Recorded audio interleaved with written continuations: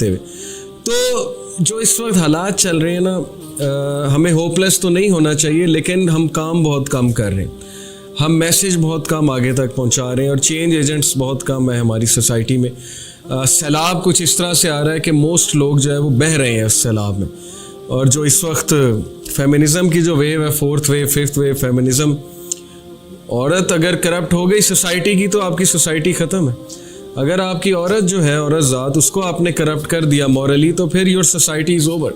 और मैरिज का इंस्टीट्यूशन जिस तरह से हिट हो रहा है मैं आपको बता नहीं सकता, because of all the so called philosophies.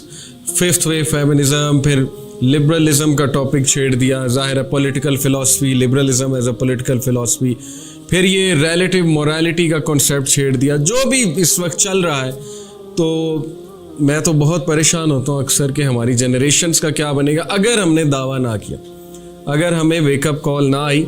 और वो वेकअप कॉल यही है कि हमें नेकी की तरफ वापस आना है, हमें अल्लाह के नेचुरल वर्ल्ड ऑर्डर की तरफ जो है वो वापस आना है। इस वक्त ह्यूमैनिटी अल्लाह के वर्ल्ड ऑर्डर से हट के दूसरे वर्ल्ड ऑर्डर पर है।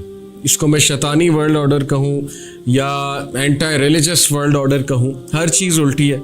तो अल्लाह का वर्ल्ड ऑर्डर था गिविंग, तुम लोग गिवर्स बनो, गिविंग करो, ह्यूमैनिटी की बात करो।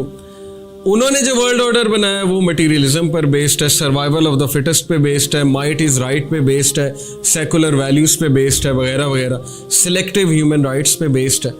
तो परेशानी की बात है बहुत ज़्यादा कि हम बहुत अरसे से जो सो रहे हैं उसकी वजह से बहुत ज़्यादा तबाही मच गई है। अब मज़ीद हम सोना जो है अफोर्ड नहीं कर सकते।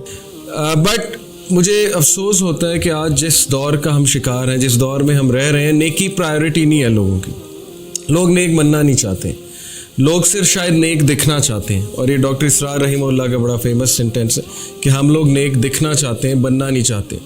और जो दीगर हमारे लोग हैं वो वैसे ही नेकी दूर दूर तक उनका टॉपिक ही नहीं है, मॉरल वैल्यूज़ दूर दूर तक उनका टॉपिक ही नहीं है। आज हलाल और हराम की तमीज़ सिखाना छोड़ दी है पेरेंट्स ने बच्चों को, इस पे बात ही नहीं होती, दीन का इल्म हासिल करने पे बात ही नहीं होती। हालांकि सबसे वैल्यूएबल चीज़ जो हम अपने बच्चे को दे सकते हैं वो दीन का इल्म है। इससे वैल्यूएबल चीज़ हम नहीं ट्रांसफ़र कर सकते उसे। और मैं अक्सर ये बात करता हूँ कि अगर आपका बच्चा आईवी लीग से भी पढ़ रहा है ना, लेकिन उसका कल्चर लॉस्ट हो गया, वो आपके कल्चर से और वैल्यूज से गया, तो मेरे नज़दीक वो अनपढ़ है। क्योंकि एजुकेशन की डेफिनेशन ही है, आप किसी भी एजुकेशनिस्ट से, दुनिया के एजुकेशनिस्ट से एजुकेशन की डेफिनेशन पूछ लें, वो आपको एजुकेशन की डेफिनेशन बताएगा कि it is the transfer of culture and values from one generation to another. ये एजुकेशन है। तो एजुकेशन ये तो नहीं कि आईवी लीग से पढ़ आना और पीएचडी कर आना या मास्टर्स कर आना, वो तो एक फ़न है। और फ़न आपके बच्चे ने सीख लिया, बहुत अच्छी बात है, मे बी वो मिलियंस कमाएगा। लेकिन अगर वो अपने कल्चर से, अपनी वैल्यूज़ से गया तो फिर वो एजुकेटेड नहीं है। इसका मतलब आपने अपनी जनरेशन को स्टेक पे डाल दिया। तो unprecedented downfall of moral values आज के दौर में देखने के आ रहा है। और लोगों के बिहेवियर्स, लोगों के रवैये, लोग ग्रीडी होते जा रहे हैं, मटीरियलिस्टिक होते जा रहे हैं।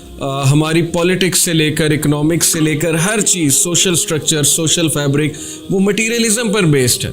और उसका जो नतीजा है, उसके जो रिपरकशंस है, वो हम सब भुगत रहे हैं।